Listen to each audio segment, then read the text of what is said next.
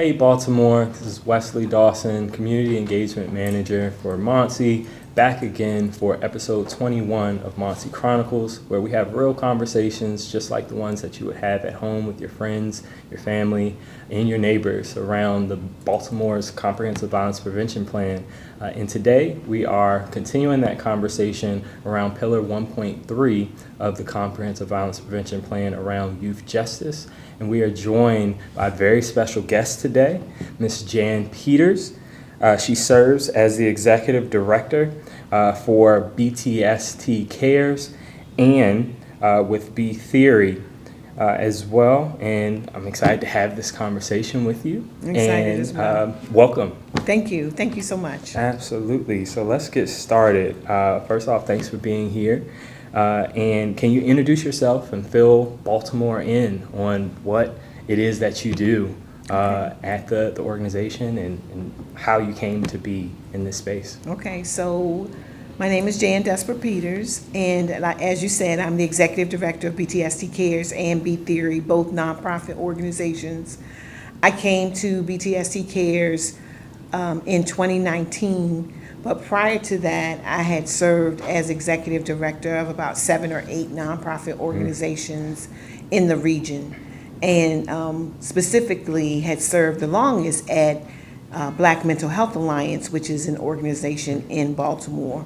So I've been a nonprofit executive for about 30 years. Wow. And so met Chris Simon, who was one of the founders for BTST Cares, in a project that we were working on together, and he asked if I would come over and help build capacity and infrastructure for BTST Cares. Absolutely, and we literally just talked about building capacity Yes. just off camera, and love that you've spent this much time. It shows that you have a real dedication for what is happening here in Baltimore. I do. I mean, I'm a native Prince Georgian. Okay, Fiji County. Right. But I have worked primarily in Baltimore, and I love the city. I love the people in the city, and really feel like, connected to the children specifically because of the work that we do in schools. Absolutely, and the Pillar 1.3 is around youth justice. And actually want to ask you a question about what communities do you serve in Baltimore City? Are you in a particular geographic location? Is it all students, all young people? What does that look like? So for us, primarily Baltimore City, BTST Cares, as I said, was founded by Chris and Janine Simon. They are co-owners of a mental health organization, BTST Services. And they serve a primarily 100% Medicaid population around behavioral health, mental health services, psychiatric rehabilitation, medication management. And so because they serve a very vulnerable population, they also saw that there was a need for services and resources outside of mental health services, and decided to form this nonprofit, BTST Cares. So I serve as the executive director, which means I'm responsible for the day-to-day operations of the organization. I'm responsible for connecting the organization to people and money so that it can grow and provide the resources that we want, that we know are needed in the community. And if you could expand on what type of resources do you all provide for the community? So for the most part, we try to do it around specific times of the year. Well, let me just step back for a moment. Sure. Our largest program is funded by the Family League. And so we are the grant administrators for an out-of-school time / after-school program at Harlem Park Elementary School. So this upcoming year will be our 3rd year doing that. And when we first started, our goal was to enroll at least 70 students. This year we enrolled 115 students. Oh, wow. And the thing that I'm most proud about is that out of the 115 that were enrolled, we still had over 100 that were in the program to the last day. And that most of those students had between 90 and 100% attendance in our after-school program. The other thing that makes me excited is that It wasn't just a time for play. It was a time for math and reading, remediation. We did have enrichment programs. We did incorporate student voice. So every quarter we sat down with a group of students and said to them, what is it that you want to see in this after-school program? So we started reaching out to our various contacts. The girls wanted basketball. The girls and the boys were interested in ROTC, so we incorporated that. There was some conversation around chess, so we connected with people who could teach the children chess. And so there was just a lot of choices for them. And most of those choices were a result of our having conversation with them about what they really wanted and what they were interested in. This is truly a holistic approach to not just the youth development, but I know in education we talk about matriculation a lot, navigating through school, but you got to get to it to get through it. And you Right. are really serving in that gap. Right, yeah. I mean, I'm a little bit older than you. So in my era, it was kind of, children are seen and not heard. Mm-hmm. And, you don't talk when you see adults talking and that kind of thing. And so that thinking has shifted where we really do want to hear the children's voices. We want to hear what they're interested in. We as adults don't want to create programs and services that we think the children want or need only, right? We can look at test scores and we see that there are children that need math, like I said, math and reading remediation, that they may have missed assignments that they didn't do at home, or they may not have completed work during the school day. They're able to do that in our after-school program. Additionally, we were able to, because of the grant that we received from MONSE, we were able to hire some additional teachers in that school environment, because so these are teachers that they already know, to serve as tutors for them in the after-school program. And what we know from even our conversation is that our kids have something to say. Yes. I think a lot of times what gets painted is our kids don't have anything to say, and it does kind of have that seen and not heard kind of connotation in certain spaces. But when you really are working with kids directly, our youth, they actually have something to say. And if you listen and you get through some of the things that we see based off of what we all are experiencing, they really have awesome ideas. How do you all manifest those ideas into the programming and incorporate that? I think also based on what you're saying and what I said as well, is that some of the behavior problems that you may see could be a result of the student just really not feeling heard. And then they, don't really understand because their brains aren't fully developed in elementary and middle school yet. They kind of displaced frustration, displaced aggression in their behavior, when really it's just, I really want you to understand where I'm coming from kind of thing. And so we try to incorporate that in our programming on a daily basis. We have great partnership with the principal at Harlem Park Elementary School, Principal Venus Jackson. We have a great site manager. We have men and women in the program. I think that's important, that children don't only see women in an educational environment. We have handsome black men like you that work with them on a daily basis. And I think that that's important, that they see, both genders that really care. Principal Jackson always say, we love up on your children. She always says that when we're in parent programs. And so that's the way I feel through the partnership we have with her. Her excitement and concern and care that these children experience things that they may not otherwise get the opportunity to experience, and our ability to love up on them is, kind of infused into what we do. Absolutely. And just a moment ago, you mentioned the funding that MONSE was able to provide around social emotional learning, or SEL, to support the work that you're doing. And if you could tell Baltimore just what that looks like, how is it able to help the mission and vision of the organization move forward, and when it comes to improving the safety and well-being of our young people, what are we seeing as a result of that funding being provided? So as a result of the funding that we receive from MONSE, we can make sure that we are directing our thinking, our efforts, and our planning around social emotional learning. Social emotional learning became sort of a buzz term, probably a little bit before COVID, where many school districts were incorporating and infusing social emotional learning in their programming. So basically 5 tenets: self-awareness, self-management, social awareness, relationship skills, responsible decision making. And we believe that in infusing these ideals and beliefs into almost every aspect of what the children are doing helps to make them better citizens in the school and then better citizens in our communities. And so it's important to kind of lay a foundation as to what the expectation is, not to kind of, make the children, this is probably a term, some may recognize, some may not, like Stepford children, like they're all the same, they all march to the same beat. That's not what we're trying to do, because they're individuals. It's not cookie cutter. No, it's not cookie cutter. But there are certain social norms, certain community norms that as a human being, I should be made aware of. And so we think that people are just born to understand what it means to make responsible decisions, right? But people need to be coached. They need to be mentored.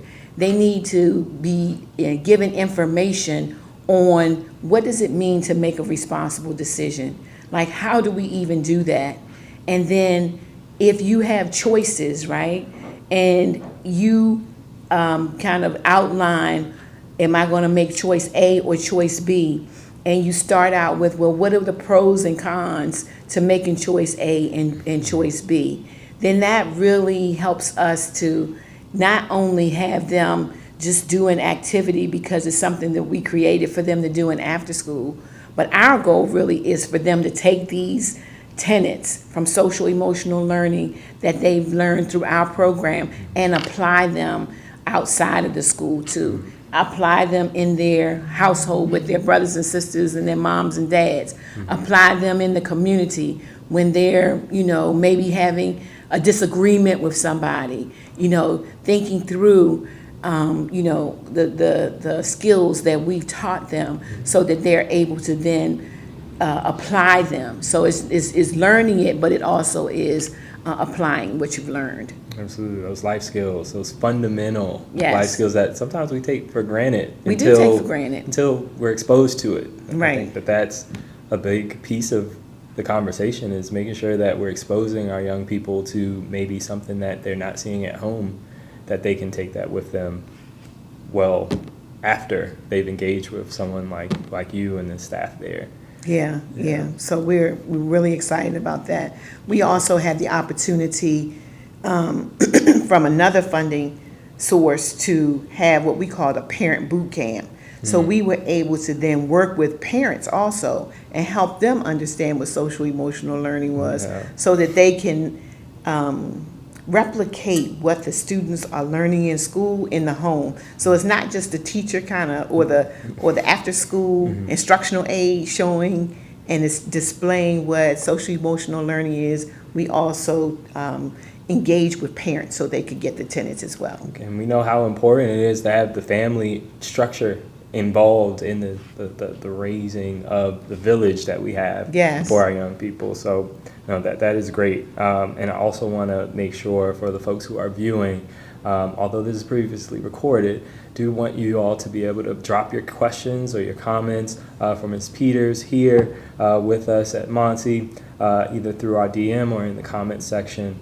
But do want to continue our conversation. I think we've talked a lot about our young people, and I'm really interested about the people who are working with our young people, in particular you and the team, and what you would say is the most rewarding thing about the work. And I'm pretty sure we can talk at length about those things, but what would you say is something that over the years of doing this work has been some of the most gratifying work that you've done with young people and their families?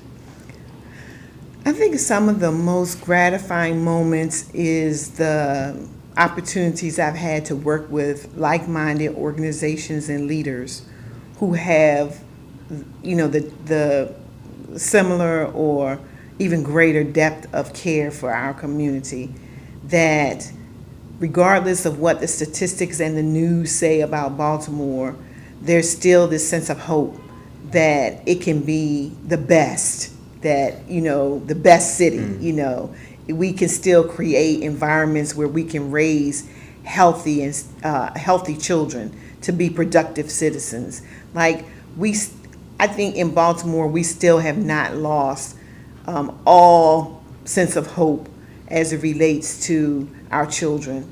And, I'm a mother, I'm a grandmother, and the children really are very important to me, to help them not be in these cycles of disenfranchisement and poverty and hopelessness, and to work with other people who feel that way. Like, our children deserve the best.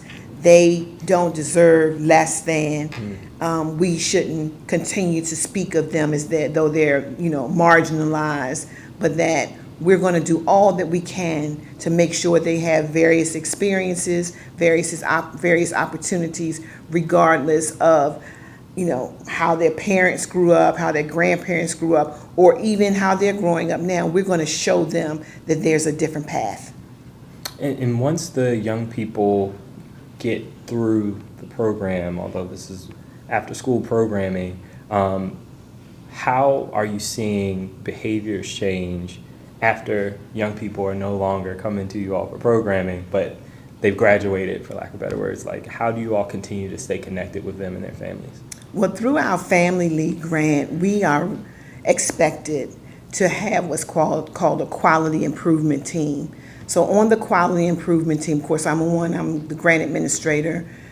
We have the principal on. We have our site manager, who's basically the person responsible for the after-school program. We have some parents and we have some students. So we can and we have the community school coordinator. Okay. And so we can get all thoughts and minds around what we're doing. And we just had a meeting the other day, and there was a student on there, and we were preparing for our final fourth quarter report. And we went around the table and we asked everybody, what was our biggest success in your opinion, and what was our biggest challenge? And so she was saying that she would like to see where students understood that it was okay if, for instance, if you and I were friends and we had a third person and they didn't necessarily want to be friends with me, but you were friends with that person too, that you would still be friends with me. She said that was one of the things that she learned and she saw in some of her friends, that they had learned to negotiate that it's okay to be friends with somebody that your friend maybe not is friends with. And that really opened my eyes that she was that intuitive. First of all, that she was that intuitive, right? That she had thought that through. That self-awareness. Right, exactly. And saw that there was a shift in mindset as it related to that.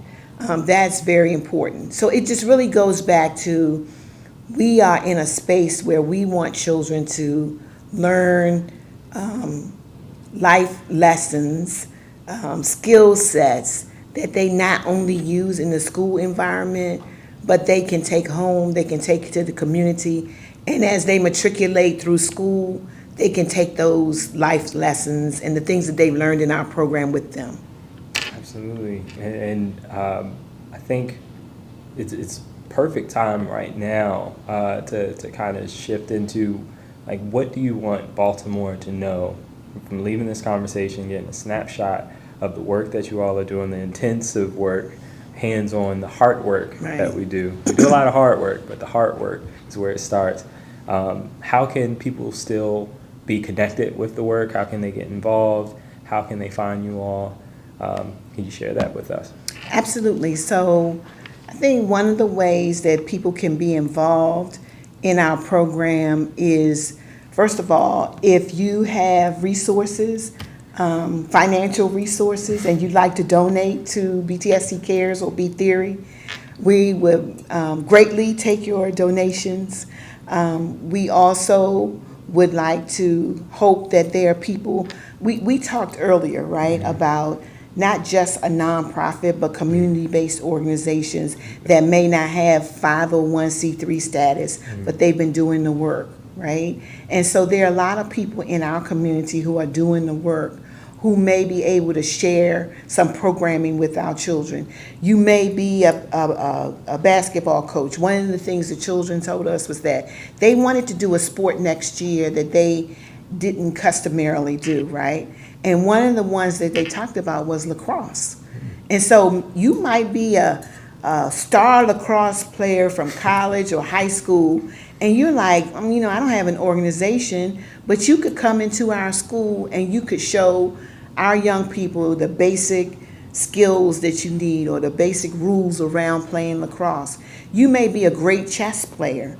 And so you're like, but I don't have a nonprofit. You don't have to have a nonprofit. You come in and you get vetted through the system, and then we could have an after-school component that included learning how to play chess. We always say, people say, just out of colloquialism, I'm playing checkers, not chess, But what they're really saying is that they're being more strategic, right? Mm-hmm. They're thinking about their next move when they're making this move, right? And so those are some of the things that you learn when you play chess.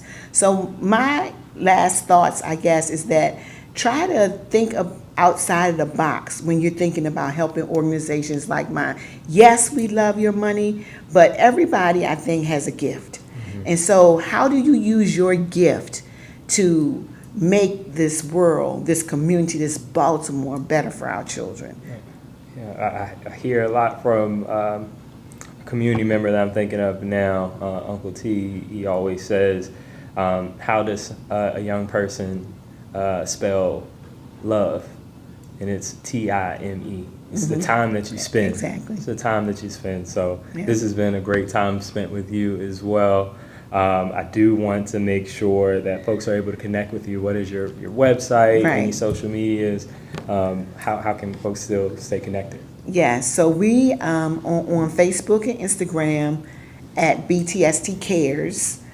And we also, you can find information about BTST Cares and B Theory on our website, which is btstcares.org. Awesome. Well, I want to thank everyone for tuning in to episode 21 for what I hope you all feel is a great refresher into what our young people are doing and also what is happening right here in Baltimore with our promise with our young people here. If you do have questions, we ask that you drop them in the comments box, or you can simply just send us a direct message, and we'll make sure to get back to you with that. I want to thank Ms. Peters so much for sitting and joining us for this important conversation, and the conversation doesn't stop here. No. We can keep the conversation going. You can connect with them, and you can also connect with us here at MONSE. Our next scheduled show actually overlaps with the 4th of July. So MONSE Chronicles will be back on July 11th for episode 22 as we wrap up Pillar 1.3, Youth Justice of the Comprehensive Violence Prevention Plan. And again, if you are an organization that is interested in advancing youth justice, we have $175,000 remaining within our office for competitive grants. If you are interested in more information about that and partnering with our office, you can visit our website at MONSE, that's MONSE.baltimorecity.gov, and you can go to our Grant Opportunities tab and you can get more information there. And also, please make sure to follow us on Instagram, Facebook, Twitter, and if you would like to watch our other episodes, you can also watch those there on our Facebook page so that you can stay in touch and keep track of what we have going on. And again, if you have questions that have gone unanswered, please drop them in the chat box or send us a DM and we'll follow back up with you. This is Wesley Dawson signing off. Baltimore, be safe. Baltimore, we love you. Tell you what their teachers define them as, what your parents tell you you are. I can't even tell you who you are or define who you are yourself. I'm going to give you the free range and the safety to tell me exactly who you are. And if you don't know who that is, then I'm going to continue to consistently provide that safe space so that you figure it out. And I'm going to encourage you and push you towards that direction. It's a difficult challenge when somebody has been labeled a bad kid and they start to believe that they're a bad kid. I love those bad kids because I was that bad kid.